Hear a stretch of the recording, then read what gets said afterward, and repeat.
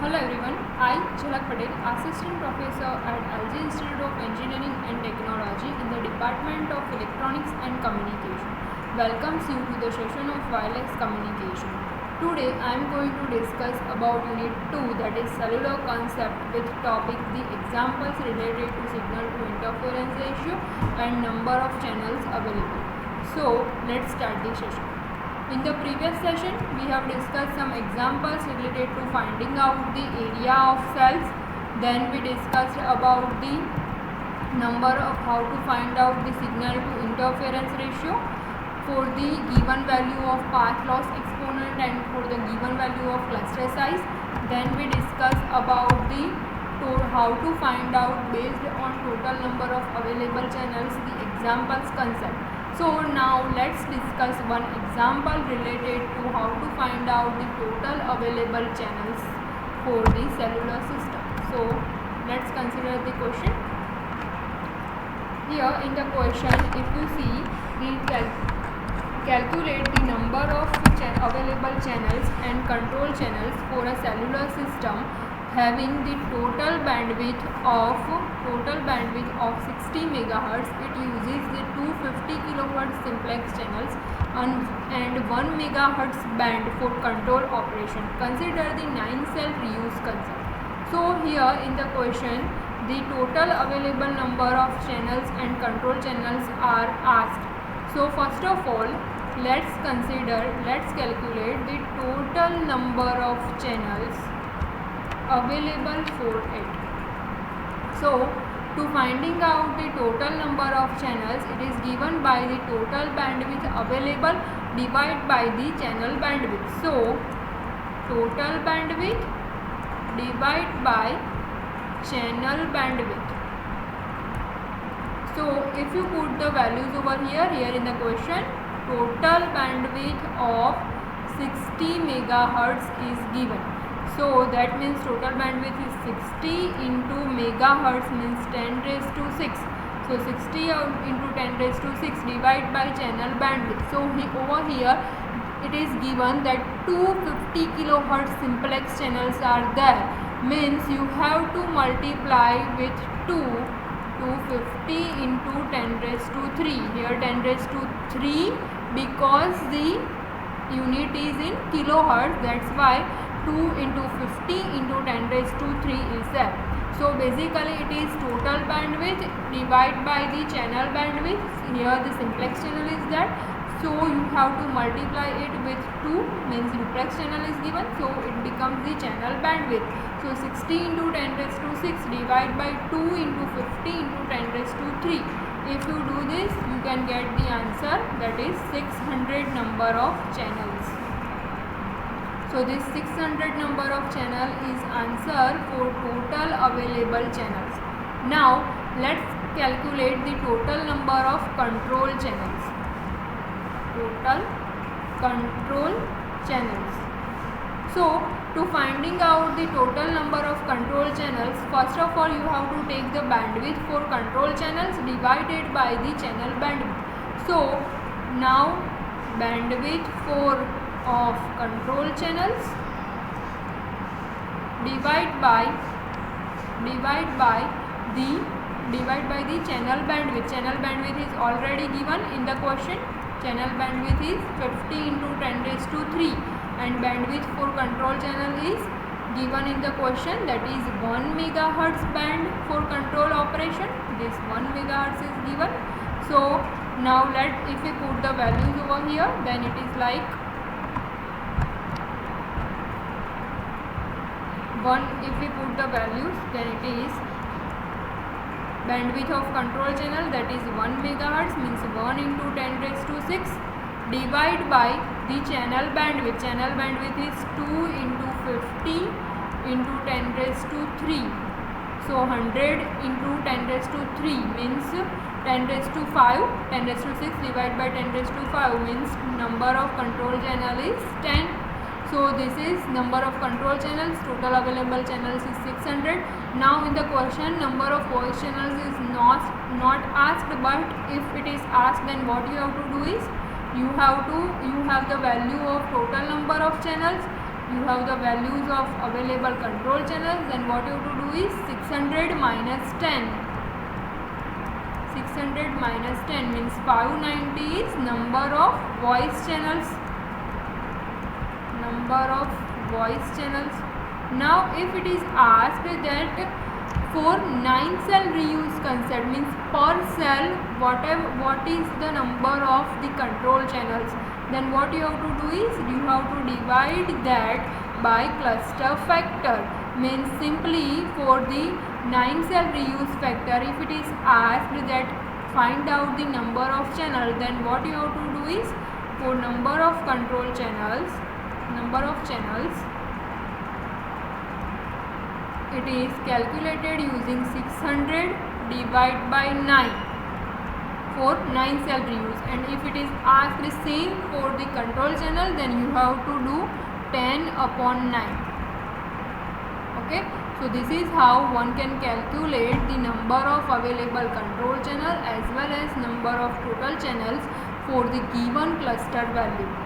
So this type of example can be asked in a 5 or 7 marks as an example, or even in a 1 marker for the individual step, like finding out the number of channels, or finding out the number of control channels only, or finding out the channel bandwidth. So to finding out the channel bandwidth, what you have to do is you have to simply multiply with the 2 if simplex channel is given, but if the duplex channel is given in the problem statement, then you need not multiply it with the factor 2. Simply take that as a duplex channel. Okay, so let's consider the another topic, that is based on the number of co-channel cells. So based on the number of co-channel cells, now in this example we will calculate the S upon I, means signal to interference ratio we will calculate. So for this, let's consider the sectoring method. In the sectoring method we have discussed in the theory portion that sectoring will not affect the radius of the particular cell, but it divides the number of cells into the sectors depending on the angle, that 120 degree sectoring or maybe the 60 degree sectoring. You can also do the 180 degree sectoring and omnidirectional sectoring. So let's consider one by one each case.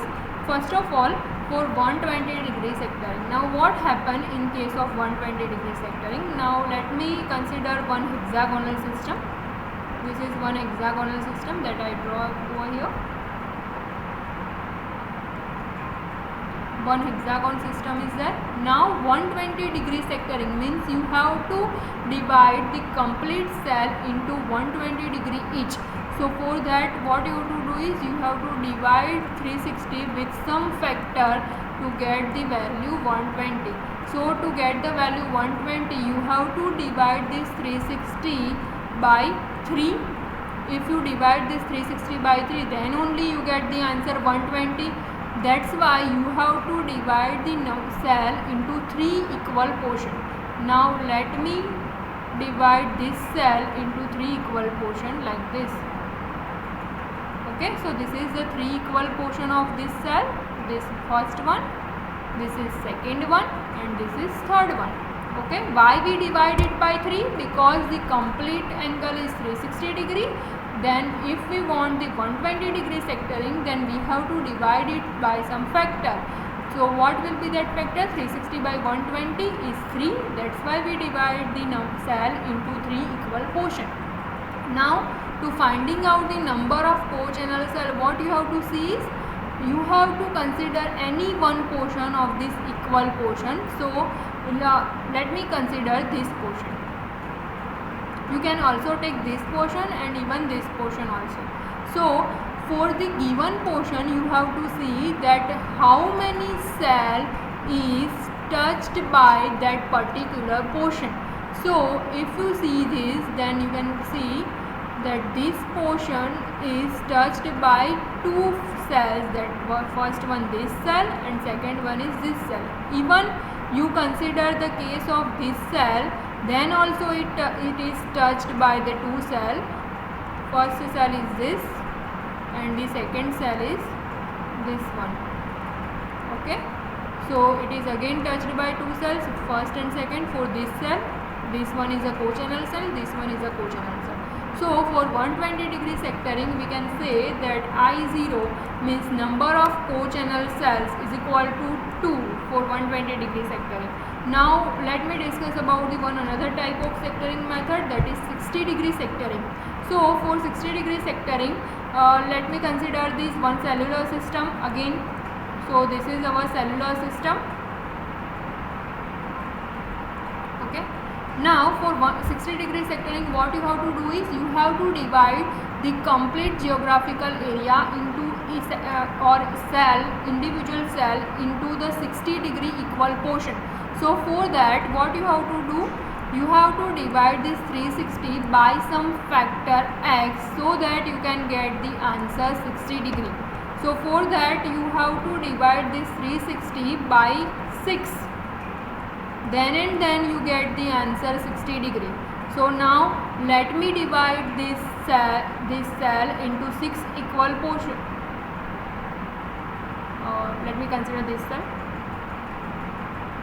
If I divide this into 6 equal portion and consider one portion, if I consider this one portion, then you can easily say that this one portion is touched by only one number of cell. Even we talk about this portion also, then it can be touched by this one cell only.